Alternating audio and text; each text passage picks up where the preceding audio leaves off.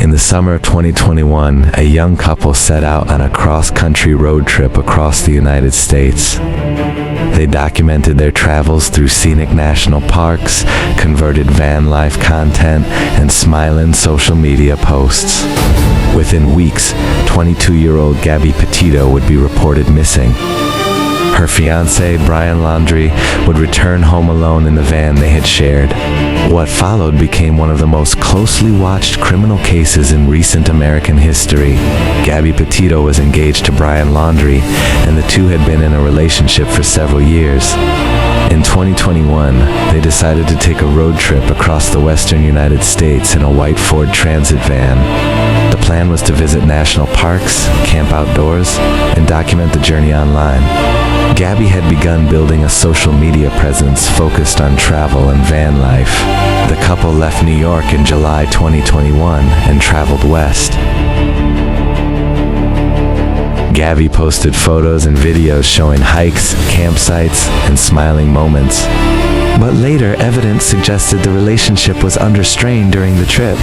Witnesses would later report seeing arguments between the couple. Some family members also said communication from Gabby became unusual during parts of the trip. On August 12, 2021, police in Moab, Utah responded to a report involving the couple. A witness had called 911 after seeing a dispute involving a man and woman near a grocery store. Officers located Gabby and Brian in the van and conducted a traffic stop. Body camera footage from that encounter was later released publicly. I'm sorry, we've just been fighting this morning. Some personal issues. It was a long day. We were camping yesterday, and camping got supplies and stuff. I'm sorry to hit the bump there. I was distracting him from driving. I'm sorry. Can I get you to step out of the vehicle for me, man? Yeah. Right there. Do you mind if I take your keys and just put them on your hood? Yeah, buddy. I'm so Thank sorry. you. Oh, no, you're fine.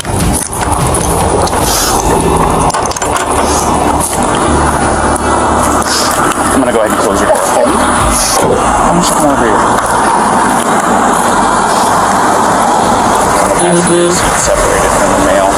Keys are on the hood. You want to tell me what's going on?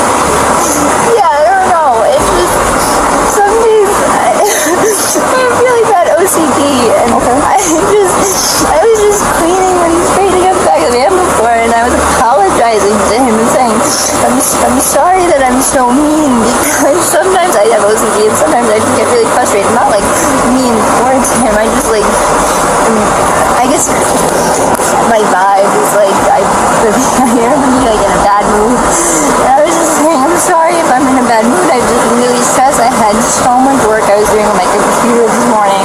What do you do for a living? Well, I used to work at an organic juice bar, but I just quit my job.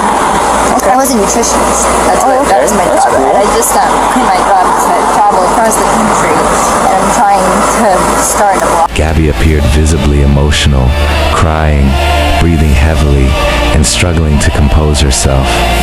She told officers that she had been dealing with anxiety and that the stress of living on the road had been building between them. She just gets worked up sometimes, and I try and really distance myself from her. So I locked the car and I walked away from her. What happened this morning is that she's trying to start up her own little website blog and everything. So I give her time. We really had a nice morning, if anything, but she just sorry about that. Of course.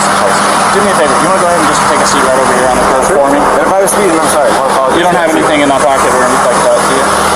Nope. Just a wallet? All right. And then, do you mind lifting your shirt so I can check the waistband? I got it. Turn around for me real quick. Okay. I just want to make sure. That's all, man. Brian, on the other hand, appeared calm and cooperative. He told officers that the argument had escalated and that Gabby had struck him during the altercation.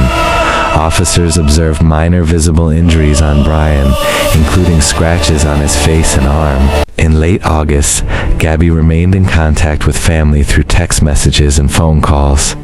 According to her family, communication changed noticeably near the end of the month. Some messages seemed unusual or out of character.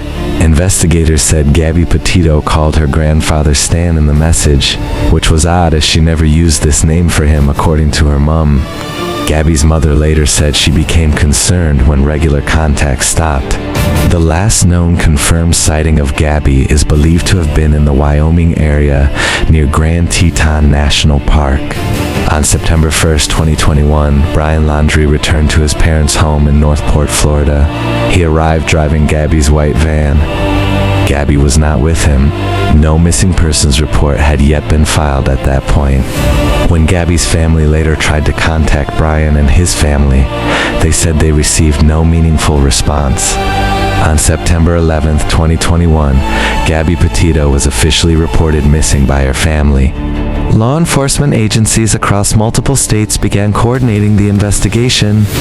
The case received intense national coverage, partly because of the available road trip photos, videos, and body camera footage. Investigators soon named Brian Laundrie a person of interest. However, he did not speak publicly and through an attorney did not provide detailed cooperation. This is footage of when the police visited Brian's home. Yes. How you doing, sir? I apologize for bothering you. I have the detective on the phone. I'm not talking to anybody. You don't want to talk to us? Okay, she's on the phone. You don't want to talk to her now? No. Okay, when was the last time that you saw Brian and Gabriel? Well, Brian is here. Brian is here? Yeah, and that's all I'm going to say. And that's why you're saying? Yeah, we have an attorney. They've been calling, I don't know. On September 19th, 2021, investigators searching in Wyoming found human remains near the Spread Creek camping area in Bridgertia National Forest. Earlier today, human remains were discovered, consistent with the description of Gabby Petito. Full forensic identification has not been completed to confirm 100% that we found Gabby, but her family has been notified of this discovery. The cause of death has not been determined at this time. The remains were later confirmed to be Gabby Petito. Authorities announced that the initial manner of death was homicide. A later autopsy determined that Gabby died by strangulation. She was 22 years old. Following the discovery of Gabby's body, attention turned fully to Brian Laundrie. But by then, he had disappeared. Authorities launched a large-scale search in Florida, particularly in the Carlton Reserve area. The search continued for weeks and drew massive media coverage. On October 20th, 2021, human remains were discovered in a swampy area previously underwater. Those remains were identified as Brian Laundrie. The FBI and the Northport Police Department and our state and local law enforcement partners have been searching the area of the Carlton Reserve for Brian Laundrie, a person of interest in the murder of Gabby Petito. Earlier today, investigators found what appears to be human remains, along with personal items, such as a backpack and notebook belonging to Brian Laundrie. These items were found in an area that up until recently had been underwater. Our evidence response team is on scene using all... Investigators later stated he died from a self-inflicted gunshot wound. In January 2022, the FBI announced its findings, according to investigators.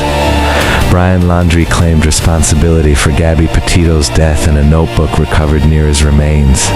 Federal authorities also previously charged Brian with unauthorized use of a debit card belonging to Gabby after her death. This is one of the last footages of Gabby Petito alive.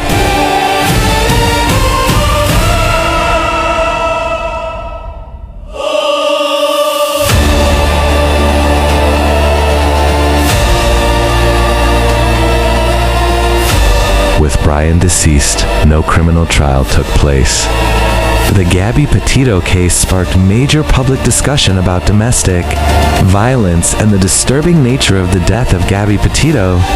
Gabby was just 22. She had a promising future and her life ahead of her. Her family was devastated. Their child didn't deserve to die at the hands of the man she loved.